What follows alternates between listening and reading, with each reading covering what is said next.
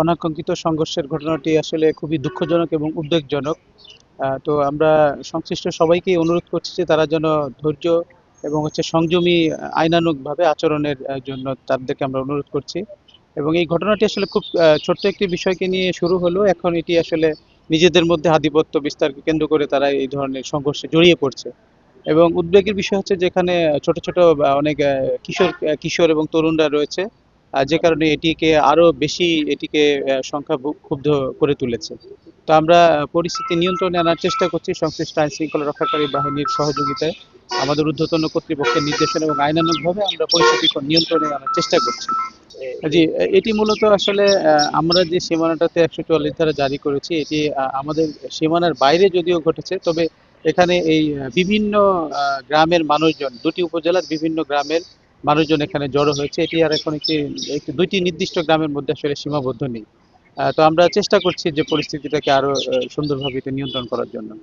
জি, এখানে আসলে সহস্রাধিক মানুষজন এখানে জড়ো হয়েছে। এই আইন শৃঙ্খলা রক্ষাকারী বাহিনীর যে সংখ্যা, সেই সংখ্যায় আসলে এটি নিয়ন্ত্রণ করতে আসলে আসলে দুরূহ এটি বিষয়টি। আর এখানে আসলে যারা সংশ্লিষ্ট, যারা গণ্যমান্য ব্যক্তি, রাজনৈতিক নেতৃবৃন্দ রয়েছেন, তাদের দায়িত্বশীল ভূমিকা এখানে, জোরালো দায়িত্বশীল ভূমিকা এখানে প্রয়োজন রয়েছে।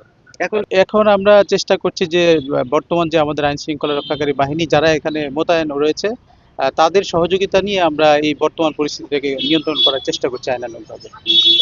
আমরা গ্রামবাসী অর্জুনাবাসী দেখলাম, সকালে যায় দেখলাম যে অনেক ক্ষয়ক্ষতি হয়েছে, অনেক ঘরবাড়ি পুড়ছে এবং অনেক বাড়িঘর নষ্ট করছে। তারপর ঘরের জিনিসপত্র অনেক নিয়ে গেছে, আগুন ধরায় পুড়িয়ে দিছে। এগুলো অনেক মানে চিত্র অনেক সাধারণ পাবলিক জনগণ যায় দেখছে সকালে।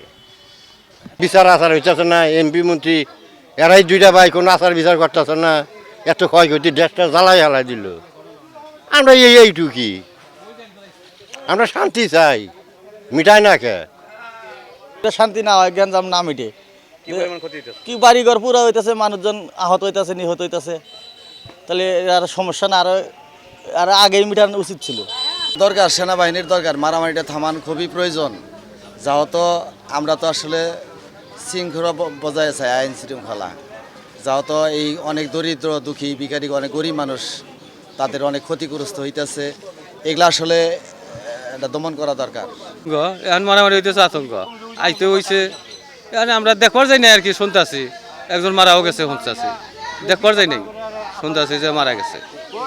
এলাকায় ভয় হয়ে পড়ছে। আমরা শান্তি চাই, দুই গ্রামে শান্তি করে দেওয়ার উচিত, নয়তো আরো মারামারি বেশি হবে।